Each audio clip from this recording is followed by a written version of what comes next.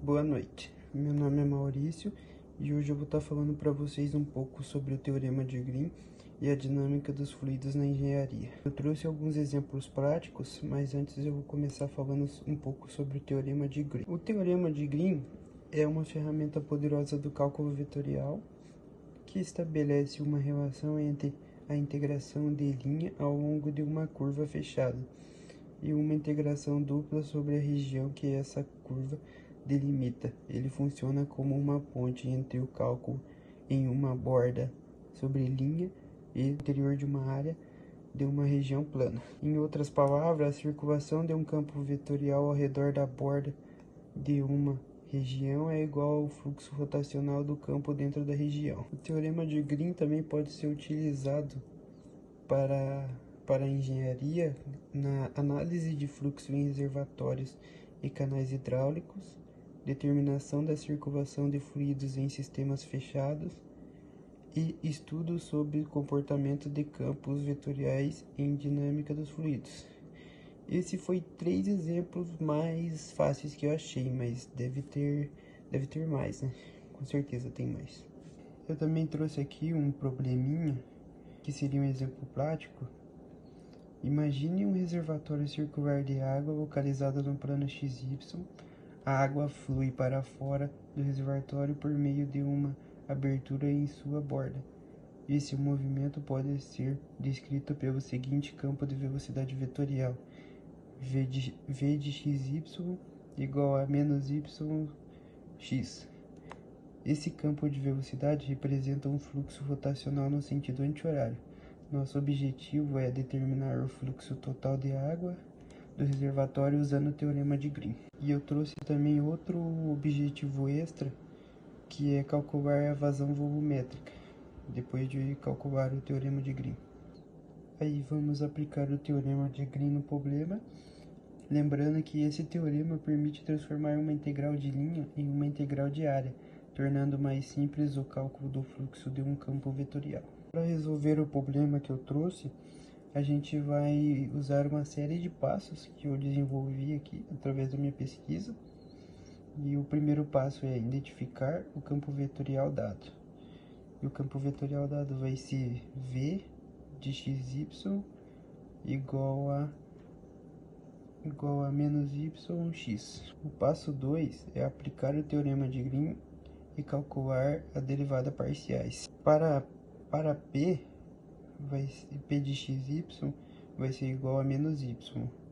E para o Q de xy vai ser igual a x. Então, a gente vai fazer a derivada de Q em relação a x é igual a 1. E a derivada de P em relação a y é igual a menos 1. Aí a gente faz a diferença das duas, que seria 1 menos 1, e fica igual a 2. O terceiro passo é integrar sobre a área do círculo de raio R igual a 5, o raio R5. O quinto passo é o cálculo da integral de área.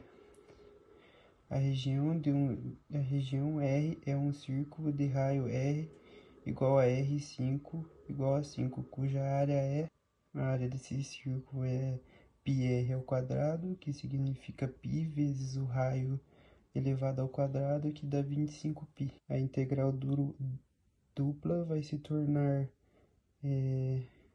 2 vezes a derivada de A igual a 2 vezes a área igual a R igual a 2 vezes 25π igual a 50π, que vai nos dar o resultado final igual a 50π ou 157,08 metros cúbicos por segundo.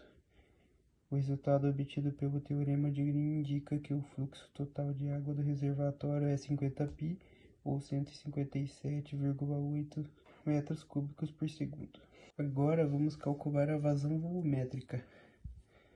A abertura que eu trouxe para a vazão volumétrica é de 31,42 metros quadrados na parede do reservatório. E a velocidade de saída é de 5 metros por segundo. Aí a gente usa essa fórmula, que é Q igual a V vezes A, que é a vazão volumétrica em metros cúbicos por segundo. A é a área de abertura em metros quadrados e V é a velocidade de escoamento em metros por segundo. A gente aplica aqui a área é de 31,42 metros quadrados, vezes 5, que é a velocidade de saída da água, igual a 157,1 metros cúbicos por segundo. Se vocês repararem, eu trouxe um exemplo de vazão volumétrica que dá o mesmo resultado do cálculo de Green. Eu trouxe isso para vocês verem que essa coincidência vai reforçar a ideia que mesmo que o campo não espécie uma saída, a água realmente está sendo jogada para fora, por causa do movimento. Aí aqui eu trouxe um gráfico que representa o movimento da água, campo vetorial no caso. Trouxe um gráfico não, trouxe dois gráficos. Esse é o segundo gráfico. E eu fiz também uma análise do gráfico, que se vocês repararem no gráfico, vocês vão ver que o vetor do sentido da rotação da água, ele está girando em torno do centro no movimento anti-horário. Esse tipo de fluxo é comum em sistemas hidráulicos que envolve vórtice e circulação de fluido. Se a gente observar aqui, a gente vai ver que a água está fluindo de jeito que ela pareça estar tendo uma circulação contínua ou está tendo alguma ação de força centrípeta na água e causa esse fenômeno de circulação. A gente vê muito esse tipo de fluxo em tornados, em sistema de fluidos, em ciclones atmosféricos ou rotação de fluidos em tanques. É bem parecido mesmo. Esse gráfico ajudou bastante a gente usar o teorema de Green, pois é exatamente para o teorema de Green foi inventado. Ele usava as condições necessárias para a aplicação. E também, como foi demonstrado nos cálculos anteriores, o fluxo de água que sai do reservatório foi encontrado como 50 π metros cúbicos por segundo, ou 157,08 metros cúbicos por segundo, que foi encontrado e o que gira dentro do reservatório também. Eu trouxe uma conclusãozinha para vocês também. O teorema de Green se destaca como uma ferramenta matemática essencial para transformar integrais de linha em integrais de área, facilitando cálculos em diversas aplicações da engenharia. No caso do fluxo de água em reservatórios circulares, sua aplicação permitiu determinar o volume de fluido que circula pelo reservatório de maneira mais eficiente. O resultado obtido foi 50 π metros cúbicos por segundo, ou aproximadamente 157,08 metros cúbicos por segundo. Demonstra a utilidade do teorema na análise do comportamento dos fluidos.